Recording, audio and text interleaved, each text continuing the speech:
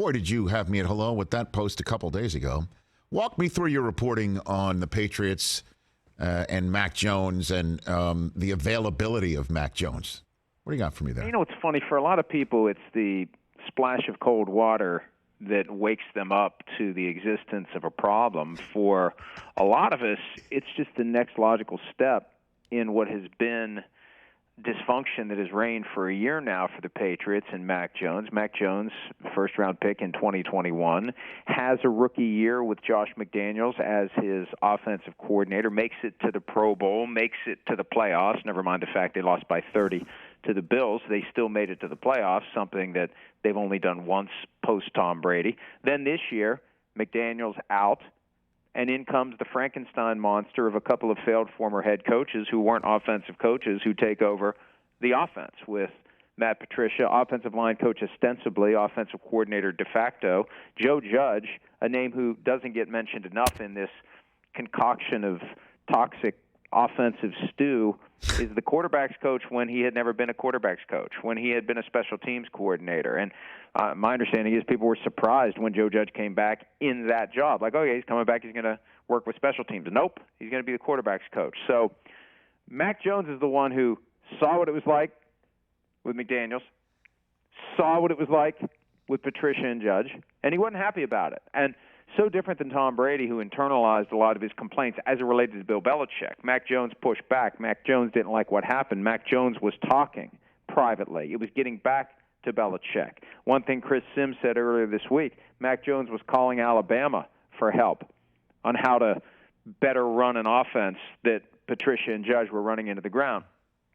And Belichick's had two occasions so far this offseason where he's been asked point blank about Mac Jones being the starter. End of season, he said he's proven he can play in this league, not what are you talking about, he's my starter. And then last week at the league meetings, he made it clear there's a competition between Bailey Zappi and Mac Jones. So this next step, and what happens is, and we've been doing this 22 years now, 23 years, however long it's been, it'll be, I don't even like to think about it, it's been so long.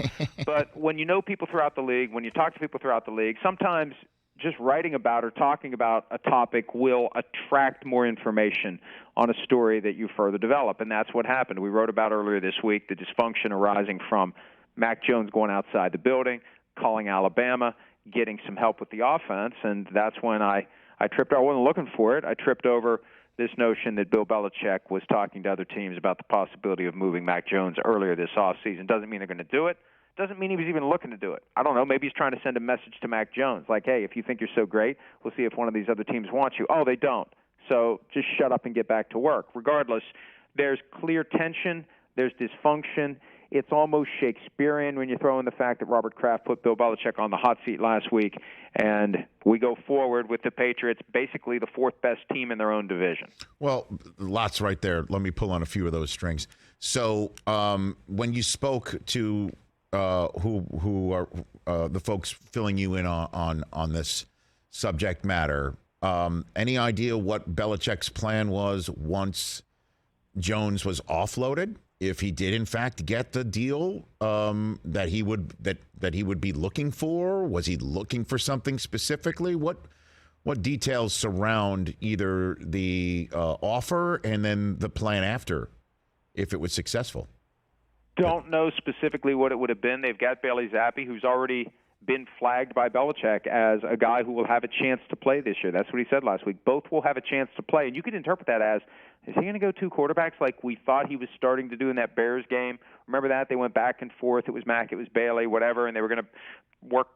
I think they were going to work, Mac in more. I can't remember how it ultimately played out, but both guys played, and we were thinking, is this the end game here? We're going to see both like a college coach will often do. So Zappi's the obvious candidate, but then if you make the move early enough in the off season, you have the opportunity to bring back a Jimmy Garoppolo if that's what you were thinking of doing. This is all something that I would assume happened before the dust settled on the musical chairs as it relates to quarterbacks in free agency, and the seats were filled and plans were made, and maybe there's a back end to this after the draft if teams eyeing quarterbacks in round one either openly or secretly don't get who they want.